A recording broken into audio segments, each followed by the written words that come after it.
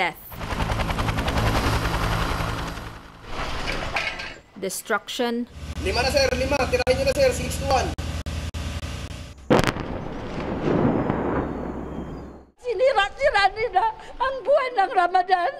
Sana maparusahan ng sobra pa sa parusahan, may parusahan ni Allah. despair. We're in a Muslim cemetery in Marawi City. The remains of 27 bodies recovered from the battle zone are buried here. Local terror groups attempt to take over the Islamic city of Marawi in southern Philippines during the holy month of Ramadan. What do they want? Establish a caliphate where Isis or Daesh will rule.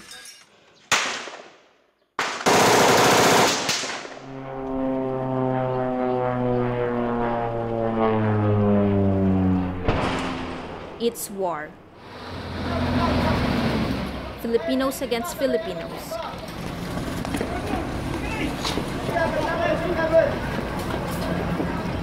Soldiers, terrorists, battle over territory and flag.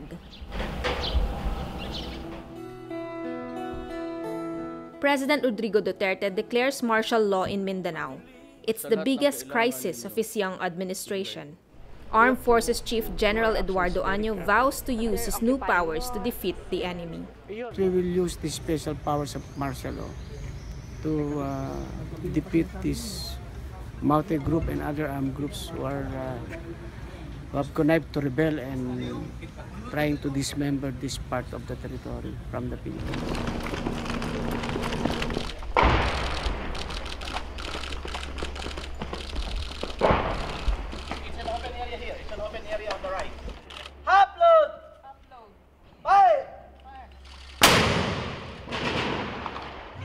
Residents flee.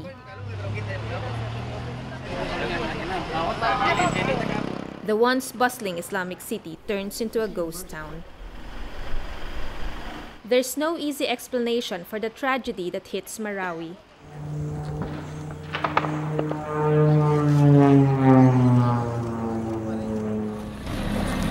The clashes start in a village called Basak Malutlut, where the military spots a most wanted terrorist leader and moves in to take him.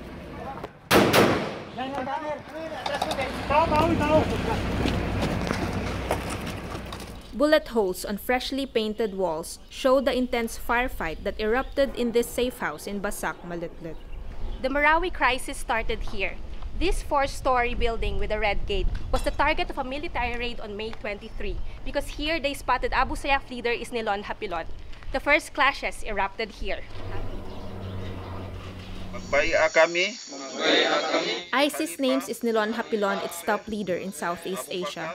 The veteran terrorist leader based in Basilan is responsible for so many atrocities in Mindanao. He has long been the subject of a manhunt. In Marawi, he joins young radicals who grew up in the city. The Maute brothers led by Omar and Abdullah. They all pledged allegiance to ISIS. Kaya nabigla yung tropa natin dahil nung gusto nilang huliin si Isnilon Hapilon, kukunti lang naman yung tropa doon sa bahay na yon. Pero nung lapitan nila yung bahay at pasukin yung gate, lumaban sila. Tapos yung mga paligid na, yung mga bahay-bahay sa paligid, meron din palang mga armado doon. Hapilon escapes arrest yet again. What happens next surprises the generals. Armed Marawi residents rush into the streets, wave the ISIS black flag, and attack strategic points around the city. They occupy a Maypakpak medical center. They harass Camp Ranao, the military headquarters. They surround the city hall. Hindi natin pwedeng iwanan ng city hall dahil there were attempts na gusto nilang pasukin ito and they will take over the... They wanted to raise the black flag. They release prisoners at the city jail, set ablaze the Protestant-run Dansalan College and the Catholic St. Mary's Parish. They take hostages along the way, move towards Bangulo, the city's commercial district, where they hold out for months. Barangay Maria Cristina Balon. Marawi Bishop Edwin de la Peña is away when the terrorists attacked the city.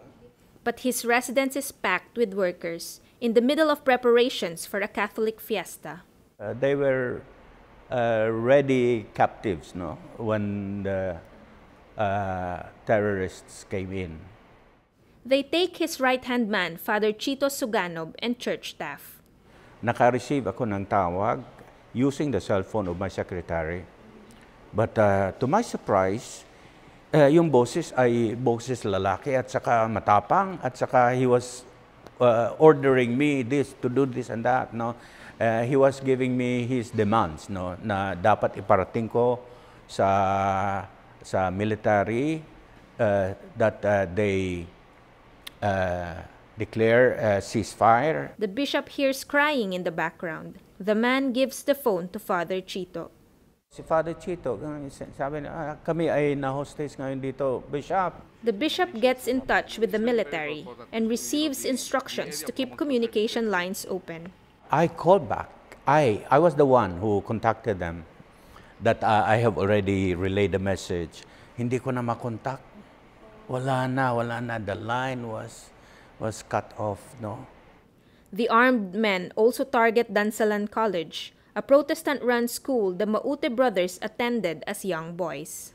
Pinalabas yung mga Maranao, sasabihin nyo to sa mga officials nyo or military na nakuha namin yung mga teachers nyo or co-teachers nyo. Ganyan. Nalabas sila, kami pinapasok sa van. Pagpasok sa van, sabi niya, siyempre nag-iiyakan na yung mga babae as well as kami din. Oh. Father Chito is also forced into the van, and off they went to Bangulo. Ikot-ikot, then may stopover kami in Bangulo. Yun yung natakot kami kasi parang pinaline kami. Sabi nila, lumabas kayo ng van, mag-line kayo. Akala nga namin doon na yung parang execution na tinatawag. Baka babarilin na lang kami doon. For days, the bishop fears Father Chito is dead, until the 8th day when he appears in a terrorist propaganda video. Please consider us. We want to live another day. Want to live another month. Want to live few years. This is Baloi Bridge in Marawi City. At the height of the war, it is one of the 3 critical bridges in the battle area. It has seen a lot of fighting and death. It's still day 1 of the siege, but it is already close to midnight. First Lieutenant Geraldo Alvarez takes 2 armor vehicles and 19 men with him to rescue a wounded officer and bring in reinforcement troops. Paglabas ko ma'am dun sa sa brigade, nakakahinala na lahat ng paligid ma'am. The bullets come flying as soon as they reach Baloi Bridge. Yun nga lang ma'am, habang nagmumove ako dun sa tulay, may hinarang silang sasakyan. So dun sa sasakyan na yun, nagkataon ma'am na kayang-kaya namang banggain ng tangke ko ma'am. So binangga ko siya. Nakapasok ma'am yung tangke. Inside enemy territory, he learns that military armor can only do so much against rocket-propelled grenades or RPG. Kailangan kong umatras. Kaya nung nang-aatras na ako ma'am, doon may parang minaso na ma'am yung vehicle ko ma'am na RPG na pala ako ma'am. Hindi pa ako nakakalayo ma'am ng mga nasira na ma'am yung vehicle, hindi na gumana. So pag hindi nagana ma'am, sinundan naman nila kami ma'am. So pagkasunod, sabi ko kailangan nating lumabas ng tangke. Thus begins the biggest battle of their lives. Their training, his leadership, are put to the test. Nawala na yung usok doon sa vehicle, nakita ko na yung situations nila. So doon na yung isa nakahandusay ma'am. Nung paghila ko si late Private Porlas, pag sinasandal ko siya, humiwalay man ma'am yung bewang niya kasi noon. So idinikit ko na lang ma'am. They apply first aid on each other while they repel the attacks. Kahit na yung mga bulag ma'am, so sila ma'am yung pumuputok. Kumbaga sinait ko muna ma'am yung nila, yung baril nila. Sabi ko wag na nilang galawin, kakalabitin nyo na lang, gamitin nyo na lang yung sense of hearing nyo. The rescuers need rescuing, but by then troops can't cross Baloi Bridge anymore. Yung isang tropa ko ma'am na may putol ng paa, sabi niya, sir, uhaw na ako. Dahil hindi man pagka ganun na masyado na yung wounded niya, hindi masyadong pinapainom. So parang deep lang ng konti, ganun. So umikot na naman ako ng sector. Kaso pagbalik ko na naman sa kanya, parang inaayos na lang niya yung sarili niya hanggang sa yun, parang nalagutan na siya ng hininga. A chopper comes for them, but enemy snipers force the pilots to leave. Alvarez and his men take cover inside houses nearby. They try to restore the vehicle, but to no avail. They are on their own for days. Kami ma'am yung doon, bumabagbag.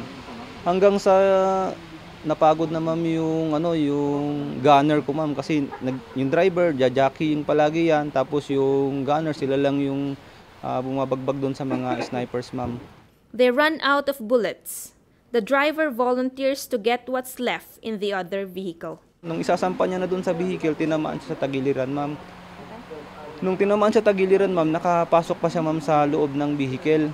So nakapag-jacking pa, sabi ko okay lang, okay, hindi gaanong malala yung tama niya ma'am. Kaya lang napansin namin ma'am, yung jacking niya, yung atras sa banti niya iba na. Hanggang sa niradyuhan na ako ma'am na nalagutan na siya ng hininga ma'am. So yung nadala niyang bala ma'am, yun ma'am yung nakapatay ma'am dun sa mga pilit na lumalapit ma'am dun sa amin ma'am. Enemies burn the houses troops are occupying.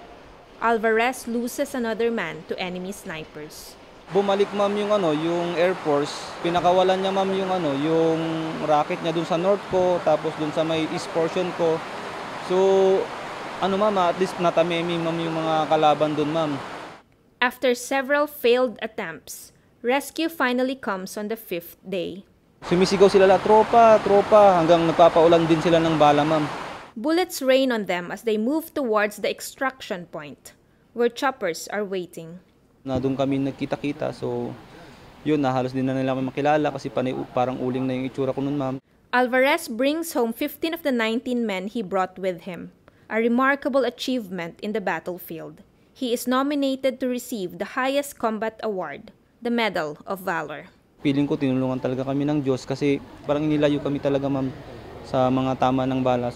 It will take the military 2 months to regain control of Baloi Bridge. The bloodiest day of the war happened here, when 13 Marines died on June 9, 2017.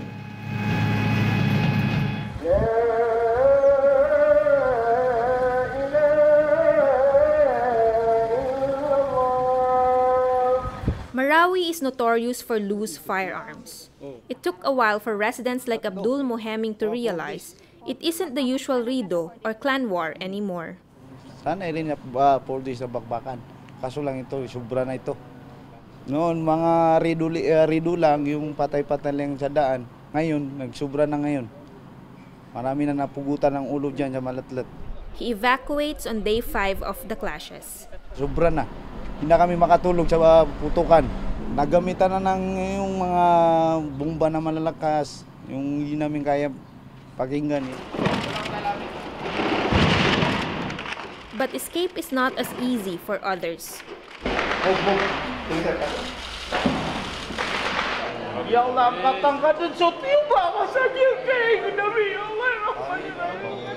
Neighbors turn into heroes in the rush to rescue civilians trapped in the battle zone. Baka wala na. Hindi na makano. Iganap ka lang ang mga rescue ya. Ano saan ma-rescue? Ayun na, salong. Okay na. In areas rescuers cannot reach, residents like Anisa Mocado brave the crossfire. Tumakas kami 3 na doon sa Ecom, doon yung bahay namin. Kaya ang ginawa ko, umakyat ako ng pader, tumalon kami. Kaya tumakbo kami pasiksag, makarinig kami ng motor ng mga Isis.Hd, magtago kami. Din tatakbo naman. Makikita din namin na helicopter, kaya baka hindi kami nila makikita, kaya hindi natin alam kung sinong kalaban mo. She sees a soldier at Bangulo Bridge and screams for help. Sabi ko, tulong! Civilian kami! Na yung sinalubong nila ako, na tinulungan nila ako, doon kami nakaligtas. Ang dami-dami ngayon civilian dyan, hindi nakalabas. Sabi nila, oy, kung makalabas ka dyan, sabihin mo, marami pa dito, ha? Oo, sabi ko, opo. In the middle of all the violence, residents like Norodin Alonto Lukman and his niece make a stand to defy the radicalism the terrorists espouse. Muslims protect their Christian neighbors. I told my Christian friends who are with me that I will die first before they kill you. Mga kasama namin na nagsabi na lang kami ng Allahu Akbar para malaman nila na lahat kami maranaw. Make no mistake about it, the people, the Muslim people in this country are outraged by this action of some people who wants to drive a wedge between the Muslims and Christians and to destroy our city and destroy the relationship between Muslims and Christians in this country.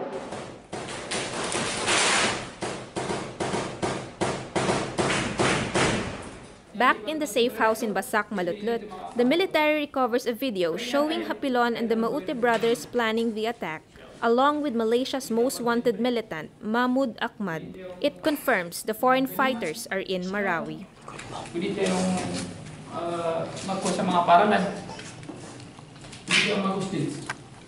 The video is part of propaganda footage the terrorists shot. Well, the grand plan of this multi-ISIS group is actually, in time of the first day of Ramadan, they will seize the whole of Marawi and proclaim an Islamic caliphate or state, just like what happened in Mosul when al-Baghdadi occupied Mosul June 2014. General Anyo says the raid in Basak, Malutlut foiled a bigger terror attack. They're not able to fully deploy all their forces, actually even additional forces from AKP and BIFF. Supposedly may mga papasok pa. But because of what happened when we raided the safe house on May 23, where we got also the copy of the videos in that safe house, na-abort lahat, naging premature na lahat.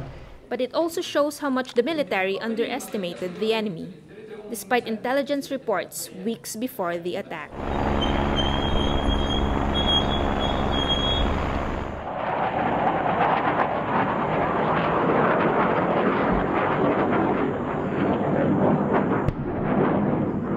The military operations are led by men who hunted down Hapilon for years. Lieutenant General Charlie Galvez is chief of the military command responsible for almost all of the areas in southern Philippines where terrorism is a threat.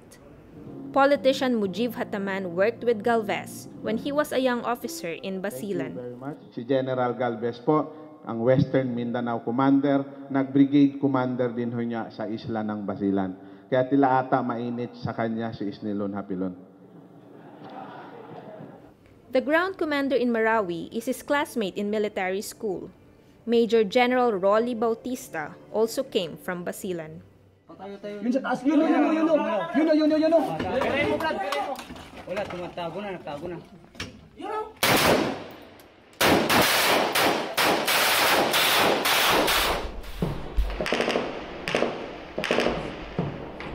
Okay, that's good. That's the center. Okay.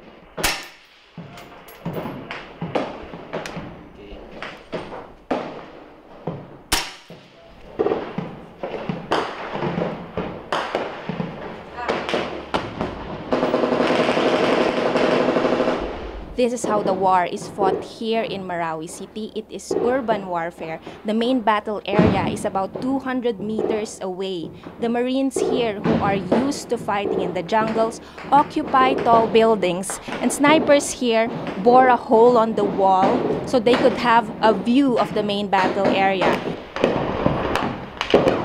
Gentlemen, kung nakikita nyo ang hirap na sundalo, pag-clear niya lang sa baba, buhos, minamaso niya yan, yung kabilang dinding, dahil pagka kumaliwa ka ng kanan, nandun ang sniper. So ang ginagawa natin, binubutas natin yung dinding. Ganun lang kahirap. Yung dalawang building, dalawang araw din namin binubutas. Ang dami namin namamatay sa pagbutas lang ng isang building.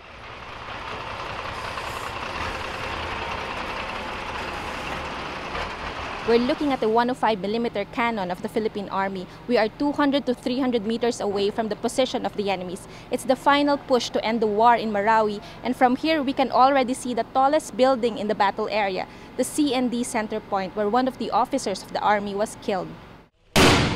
The Philippine military fought urban warfare in Zamboanga City in 2013, but Marawi is so much worse. Army, Air Force, Navy. Combined forces in the biggest, longest, and bloodiest operation of the Philippine military since World War II.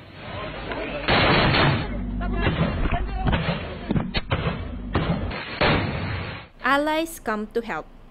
US, Australia, fly surveillance planes to help locate the enemy. China sends rifles. The mission is complex. Neutralize the terrorists while making sure the hostages are safe. the military resorts to airstrikes, horrifying residents like Normira Pangarungan who fear bombs will destroy their homes or kill loved ones still trapped in the battle zone. Kasi magbomba-bomba sila. Mas lalo ngayon, paano sila? Kung may natira pang isang, dalawa, tatlo, patay na. Yun ang problema ko man. Kahit nandito ako na parang nandoon ako, gusto ko pa pumasok doon. Alang-alang sa pito. Kahit hindi pwede na kasi mahal ko man yung mga kapatid ko, yun ang panganay. Weeks later, she is reunited with her family, but her nightmare is all too real to the military. At least twice, bombs accidentally hit troops.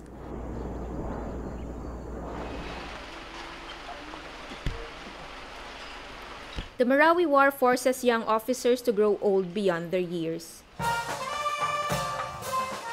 Billy Kodjam left military school only 3 years ago. In June, his company was pulled out of Basilan to join the fighting here.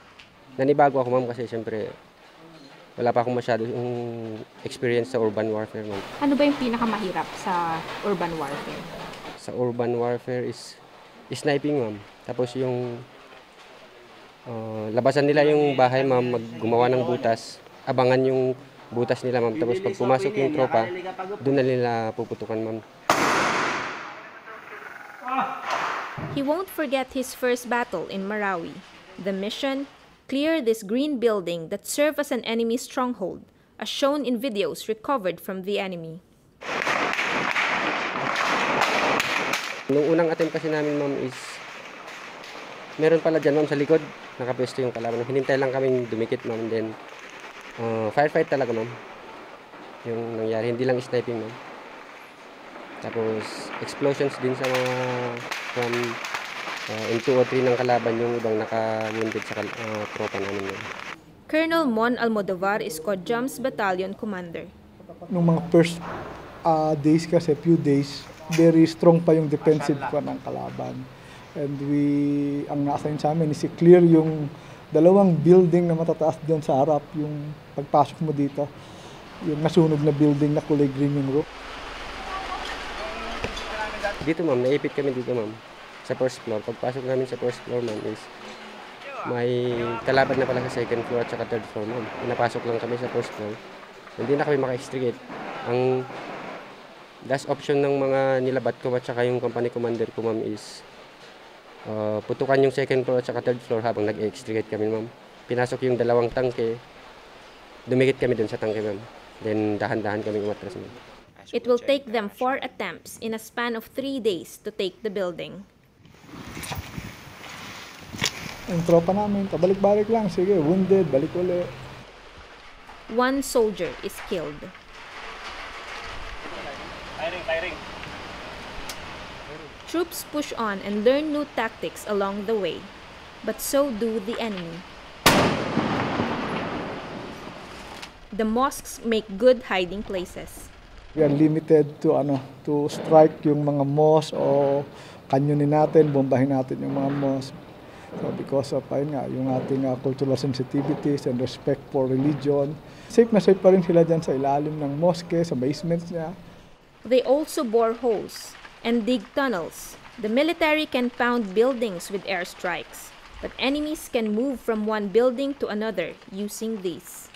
So nung una, hindi sila naghuhukay. Eventually, habang tumatagal, naghuhukay na sila, nagtatunnel na sila. So, kumbaga, nag-i-improve din yung kanilang mga tactics at mga techniques. So, kaya tayo, we have to adapt din sa kanila, based din kung ano yung tactics ng kalaban. Oh, may tao sa likod ng 621, kamo. 2, 3. Bilisan mo, singit ka muna. 3. Sir, may kalaban doon sa may 621, sir, sa likod, 3, over. Sir, may tumawid galing 1S, papunta 4. 3. 4 na, sir. 4 na, sir, 4 na. 5 na, sir, 5. 5 na, sir, 5. Tirahin nyo na, sir, 621.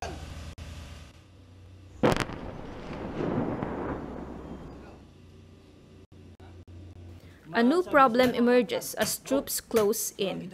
Improvised explosive devices or IEDs.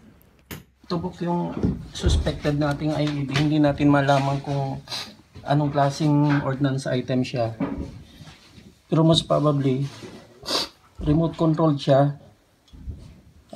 by cell phone.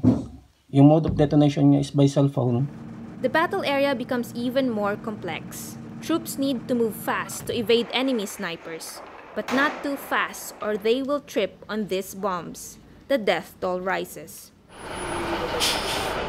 Death is always there. Sa pagsundalo ka, nandyan lang talaga yung isang paa mo, lalo na pag nasa giyera ka, it's always, nakabaw na yung isang paa mo sa hukay. So, expected na namin yan. So, however, we as leaders, we tried so hard para protektahan yung aming sundalo. Almodovar's 3rd Scout Ranger Battalion later plays a big role in ending the war.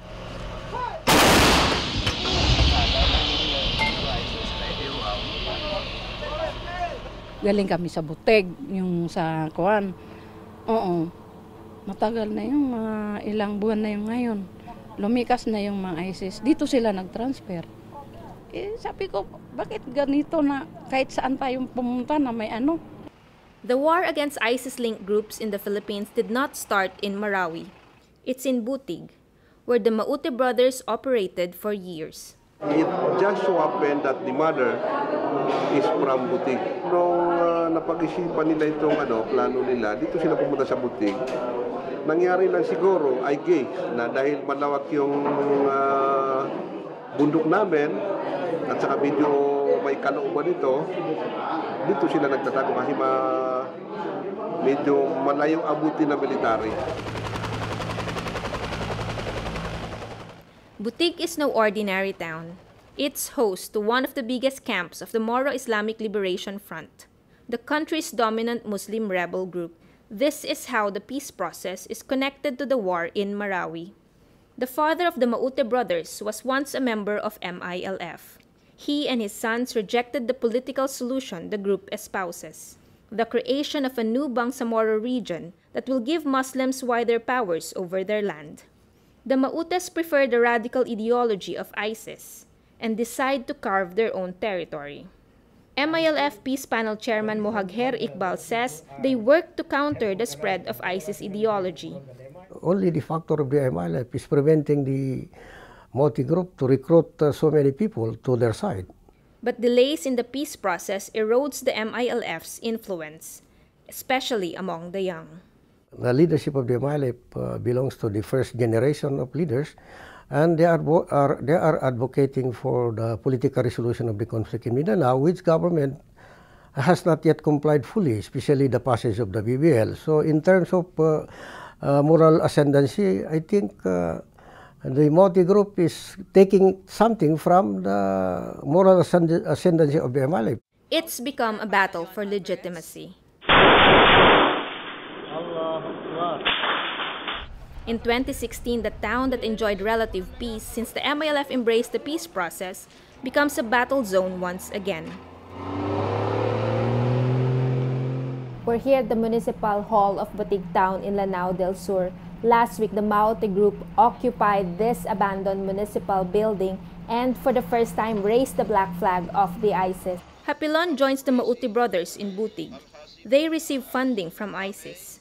Foreign fighters also come to help. Clashes moved to Piagapo in April, and then Marawi in May.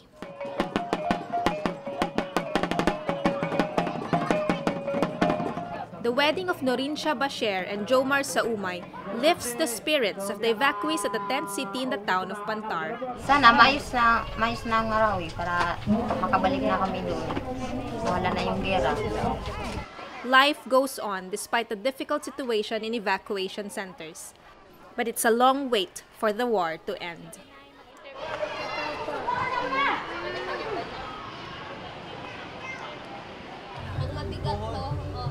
Inside the battle area, hostages learn to live with their captors. Lord Vin Acopio is tasked to tend to wounded Maute fighters. Dr. Omar. Hindi nila alam, hinuhulaan ko lang yung pinagagawa ko. He laughs to cope. Nakadanasan ko nga na halos 3 days na hindi nakatulog kasi may mga patients na dagsaan. Siyempre, monitor mo yung gamot. monitor mo yung kailangan niya kasi kakaidlip mo, sabi niya, ihi ako, mga ganyan. Or matutulog ka na sana, sabihin niya, kakain ako, mga ganyan. So, alos 3 days yung parang lasing ka or nakadrugs ka na hindi mo alam. Bombs are dropping everywhere.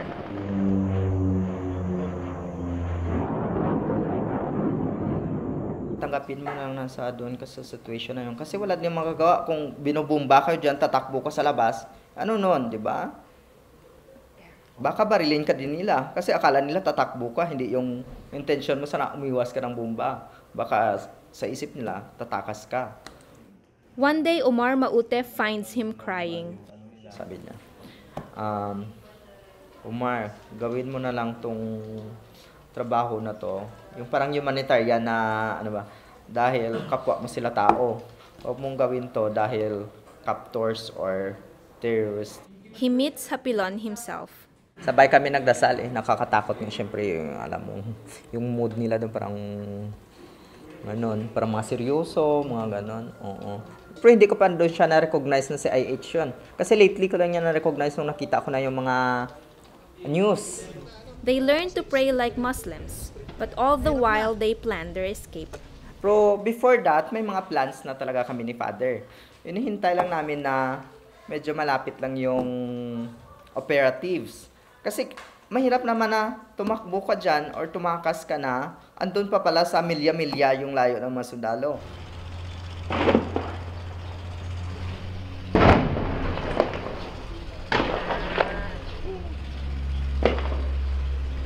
We're only about 400 meters away from Batu Mox, where troops had an intense firefight with the enemies. They overwhelmed them and were able to rescue Father Chito Sugano.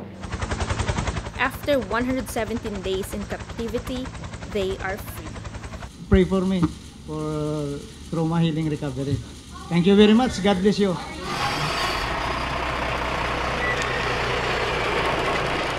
Troops push forward day by day.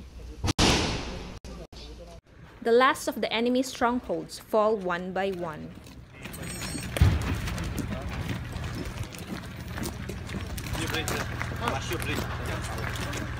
Welcome to First Base, sir. Isnilon Hapilon and the Mautes put up a damn good fight. But on October 16, 2017, they meet their end in Marawi in an assault that Colonel Almodovar leads. A bullet to Hapilon's chest, another bullet to Omar Maute's head, put an end to their reign of terror. I am confirming that the taunted emir of ISIS in the Philippines and Abu Sayyaf leader is Nilon Hapilon, and the last of the dreaded Maute brothers, Omar Khayyam, are both dead.